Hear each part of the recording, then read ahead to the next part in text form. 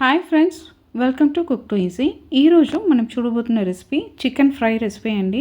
ఈ చికెన్ ఫ్రైలో ఎండుమిరపకాయ కారం ఒక్కటి పెట్టుకొని చేయబోతున్నామండి. చాలా ఈజీగా చేయొచ్చు, టేస్ట్ అయితే చాలా బాగుంటుందండి. రండి ఎలా చేస్తామనేది చూసిస్తాం.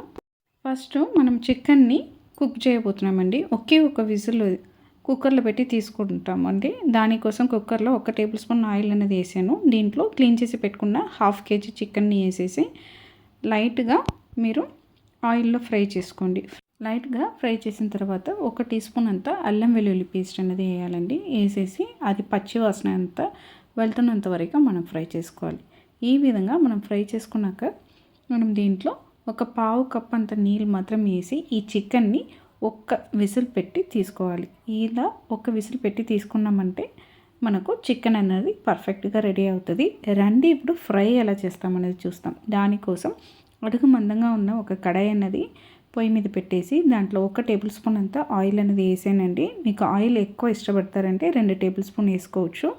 ఆయిల్ వేడి అయిన తర్వాత 4 గ్రాములు, 2 యాలకులు, దాల్చిన చెక్క 1 ఇంచు వేసి దాన్ని బాగా ఫ్రై చేసుకోవాలండి. ఈ విధంగా ఫ్రై అయిన తర్వాత 1 కప్పు 250 గ్రామ్స్ అంతా చిన్న ఉల్లిపాయలు అనేది తీసుకోవాలండి. దాన్ని ఈ ఆయిల్ని వేసి బాగా ఫ్రై చేసుకోవాలి. ఈ రెసిపీకి ఈ చిన్న ఉల్లిపాయలు మస్ట్ అండి, అప్పుడే మనకు టేస్ట్ చాలా బాగా కుదురుతుంది. ఆయిల్ అనేది ఈ విధంగా ఫ్రై అయిన తర్వాత అండి 1.5 టీ స్పూన్ అంతా అల్లం వెల్లుల్లి పేస్ట్ అనేది యాడ్ చేసుకోవాలి. యాడ్ చేసుకొని దీంట్లో ఉన్న పచ్చి వాసన అంతా వెళ్తున్నంత వరకు మనం బాగా ఫ్రై చేసుకోవాలండి. పచ్చి వాసన అంతా వెళ్ళిన తర్వాత అండి దీంట్లో పచ్చి కరివేపాకు 2 రబ్బలు అనేది వేసేసి దాన్ని కూడా ఒక్కసారి సాటే చేసేసుకోండి. ఇప్పుడు ఈ స్టేజ్లో మనము ఈ చికెన్ ఫ్రైకి కావాల్సినంత మెయిన్ ఇంగ్రీడియంట్ అయిన ఎండుమిరపకాయ అనేది యూజ్ చేయబోతున్నామండి. మనం కారంకు తగ్గినట్టు 15 నుంచి 20 ఎండుమిరపకాయ తీసుకోవచ్చు. దాంట్లో ఉన్న విత్తనాలన్నీ తీసేసి ఓన్లీ ఆ ఎండుమిరపకాయ ఒక్కటే వాడాలండి. దీన్ని మనం ఆనియన్తో వేసి బాగా ఫ్రై చేసుకోవాలండి. ఇలా ఒక 2 to 3 మినిట్స్ ఫ్రై చేసిన తర్వాత అండి మనం ఉడకపెట్టి పెట్టుకున్న చికెన్ని ఆ వాటర్తో సగా ఈ కడాయిలో వేసేయడం అండి. వేసేసి మనము ఫ్రై చేయబోతున్నాము. ఈ విధంగా చికెన్ని వేసిన తర్వాత అండి దీంట్లో ఒక 1/2 టీ స్పూన్ అంత పసుపు అన్నది యాడ్ చేయబోతున్నామండి. అలానే ఈ రెసిపీకి కావాల్సినంత ఉప్పు, ఇవి రెండింటిని ఈ చికెన్తో సహా వేసేసి మిక్స్ చేసేసి మనం పొయ్యిని మీడియం ఫ్లేమ్లో పెట్టేసి అప్పుడప్పుడు మనం దీన్ని కలుపుతూ ఫ్రై చేసుకొని రావాలండి. ఇక్కడ వేరే ఏం మసాలాస్ అనేది యాడ్ చేయలేదు. ఆ ఎండుమిరపకాయలో ఉన్న కారం అనేది దిగి మనకు చికెన్ అనేది చాలా జ్యూసీగా సేమ్ టైంలో టేస్టీగా దొరుకుతుంది. రంగు కూడా భలే మారుతుందండి. ఆ ఎండుమిరపకాయలో ఉన్న రంగు అనేది చికెన్కి దిగి లైట్ ఆరెంజ్ కలర్లో మనకు చికెన్ అయితే భలే ఉంటుంది. కానీ ఈ ప్రాసెస్ అనేది కొంచెం మీడియం ఫ్లేమ్లో పెట్టుకొని చేయాలండి.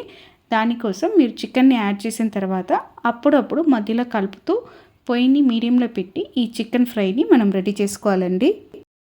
చూడండి, మనకు ఆయిల్ అనేది బయటికి రావడం స్టార్ట్ అయిపోయిందండి.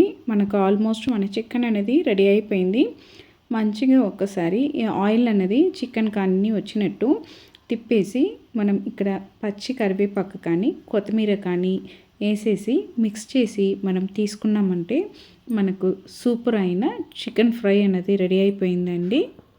మసాలాస్ ఎక్కువ లేకుండా నాకు సింపుల్గా ఒక చికెన్ ఫ్రై సేమ్ టైంలో టేస్టీగా కావాలంటే మీరు ఖచ్చితంగా ట్రై చేయాల్సినది ఈ చికెన్ ఫ్రై రెసిపీ అండి. అంతే అండి, చాలా ఈజీగా మనం సూపర్గా ఒక చికెన్ ఫ్రై రెసిపీ అనేది రెడీ చేసుకున్నాము.